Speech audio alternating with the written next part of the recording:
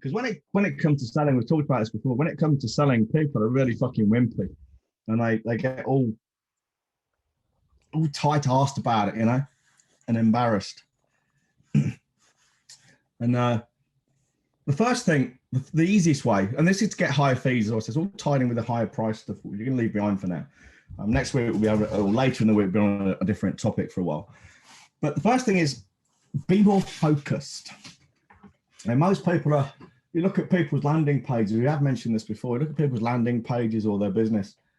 Classic one is a solicitor, so a random solicitor. Look at the yellow pages, if you remember the yellow pages or whatever their ads are these days. And I'll say specialists in with a fucking long list of different things. And you think, oh, there must be a really big practice with 200 people in it. And there's like 3 blokes in his fucking geriatric Alsatian. You know, you cannot be a specialist in all those things. I mean, maybe 2,000 years ago, we had polymaths like Pythagoras and Aristotle and what's his name, Da Vinci more recently. But these days, in things like law and anything like that, you cannot be a specialist in many, many different things. Maybe there's 1 or 2 in the world who are, but most of us are not polymaths. We can be specialists in 1 or 2 things, maybe 1. So I suggest people get more focused when they're trying to sell things. And by that, I mean, you know, we talk about this in what we've got recently called the Business Accelerator. And it's predicated on figuring out who exactly you want to sell to, what problem you're selling, and exactly how you fix it. Taki Moore does something he calls the 5 whys, and 3 of those 5 whys are pick 1 thing, 1 solution, 1 problem, 1 solution, and 1 target market. And do that for 1 year. I can't remember what the 5th one is, but that's 1 conversion tool. 1 conversion tool, right? Yeah, the 5 whys, and you know, people do that, and they get great results. It's most people are just farting around. They're just trying to sell anything they possibly can that comes along, and the opportunity comes along to make a sale, even if it's not within their remit, particular their area, they'll do it. And it's great in some ways because you think, I'm getting some cash flow here, but really it's taking you away from your core message and your core business. For anyone listening to this who wants to get a much deeper understanding of what I'm talking about, read a book called Built to Sell by John Warrilow, W-A-R-R-I-L-O-W. I'm guessing everyone here can spell John with an H. You can't, you probably shouldn't be allowed near a computer on your own. So the same thing is in your sales process, ask more questions. Because what I've noticed about a lot of salespeople, and I'm thinking of one particular bunch of people in particular, who I recently sent the most stinking fucking email to because they wouldn't take no for an answer. You have this idea that you can fix the problem, so you don't ask any questions. You just go straight ahead trying to sell your shit. And that puts people off because it seems like high pressure.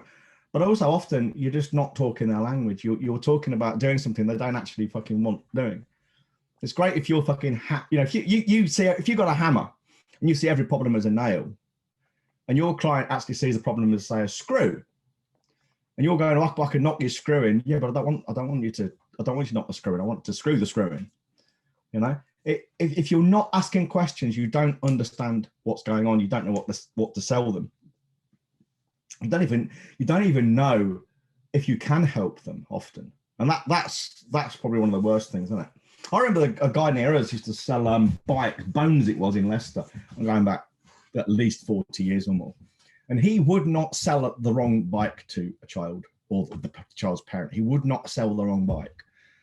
You know, he would measure you up and he would talk to you, and if he hadn't got the right bike and he couldn't match the bike to the child, he would not sell a bike. And that's fucking huge.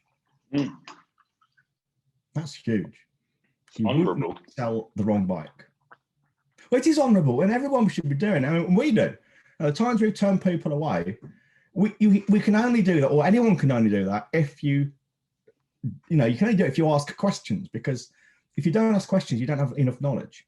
The other thing it does as well, and this might not be obvious, is it positions you too. Because again, most people are expecting someone in a sales role to be going gung-ho to make the sale. You know, always pushing forward. We can help you, we can do this, we can do that. If you will take a deep breath and relax a little bit And so, hang on. I mean, the classic case was when one of the guys, a couple of 3 years ago, is it 2 or 3 years ago now? Can't remember now. No, it was 2.5 years ago. He messaged me and he said he wanted to start working together and stuff. He wanted to jump straight in. And I just said to him, well, hang on a minute, I don't know anything about you yet. I don't even know if I can help you or if I want to. And I asked him loads of questions, and the more I declined to get into the how much and what I can do for you, the more eager he became. Until by the end of it, it was just a fait accompli. He wanted to work with me, and that was it. And he was falling over himself to answer my questions because he wanted in. Yeah. And the more I just said, well, I ain't sure though. I need to know a little bit more. He was fucking frantic. Well, that's it's counterintuitive, but anyone who's played the dating game at all knows this is true. It's almost like treating mean to keep them keen. The best way to a frustrated woman is to tell her you're not interested. We have a client now who approached us, and we said, look, we went through the rigmarole and whatnot, and we said we can't take you on in good nature without recommending you check these guys out first. Because they specialize in this area. Yeah, we highly recommend you go with them. Ultimately, the choice lies with you, but you're not joining us until you've at the very least spent some time reviewing their material.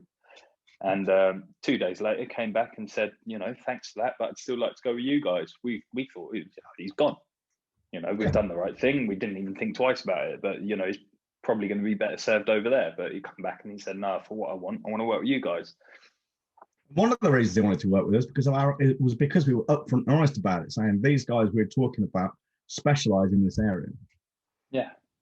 I mean, the fact they're actually my clients as well. So anything they teach you, they learn. Pretty much anything they would teach and they'd learn from me in the first place.